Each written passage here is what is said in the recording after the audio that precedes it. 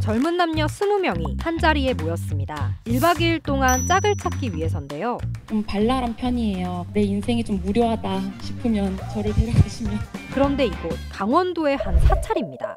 유명 데이팅 프로그램을 패러디한 나는 절로인데요. 자만추를 외치던 미혼 남녀들에게 의외의 큰 인기를 끌며 화제가 됐습니다. 그래서일까요? 요즘 사랑의 큐피드를 자처한 게 스님뿐만이 아니라고 합니다. 저출생 위기의 한 극복 방법으로 전국 지방자치단체들이 너도 나도 중매 사업에 뛰어들었습니다. 올해만 해도 수도권부터 지방 소도시까지 전국 방방곡곡 50여 곳에서 지자체가 주선하는 소개팅 행사가 열렸고요. 이젠 이런 사업을 하지 않는 지자체를 찾는 게 더 힘들 정도입니다. 그런데 여기서 문득 떠오르는 행사 하나, 바로 12년 전 여의도에서 열린 단체 미팅, 솔로 대첩인데요. 한 누리꾼의 제안으로 실제 행사가 진행됐지만 막상 뚜껑을 열어보니 남자 반, 비둘기 반이었던 비운의 행사입니다. 이런 흑역사 때문인지 지자체가 단체 소개팅을 주선한다고 해서 뭐가 다를까 싶은데 일단 프로그램은 알찹니다. 지자체별로 일정표를 살펴보면 하루 만에 만남에서 매칭이 끝나기도 하지만요. 연예예능처럼 합숙을 통해 서로를 알아가며 최종 선택까지 이어지는 꽤 본격적인 프로그램도 있습니다.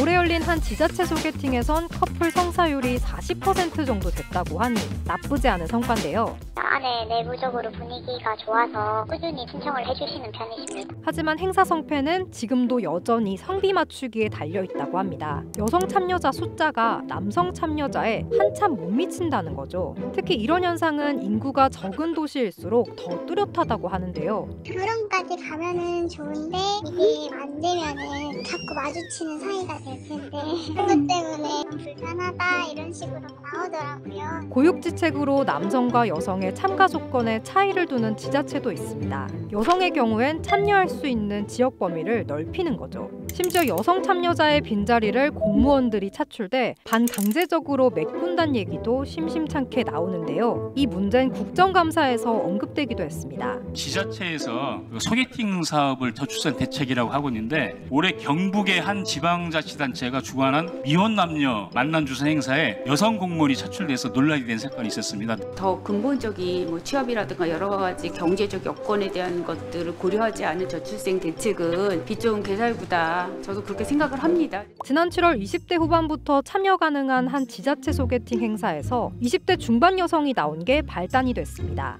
남성 참여자가 혹시 차출돼서 나온 거냐고 따져묻자 이 여성이 말끝을 흐리며 제대로 답하지 못했다는 거죠. 또 다른 지자체에선 전 부서 앞으로 공무원들의 행사 참여를 독려하는 공문을 보내기도 했고요. 물론 이런저런 방법을 다 동원해도 성비를 못 맞추면 행사는 취소되기도 합니다. 남성 참가자는 많은데 거기서는 선발을 해야 되는 상황이고 여성 참가자는 적은 상황이고요. 저희가 한 번 추가 모집을 했는데 그래도 여성 참가자가 좀 적어서 사업진이 좀 어렵지 않을까 싶어요. 굳이 이렇게까지 행사를 강행해야 하나 싶기도 한데요.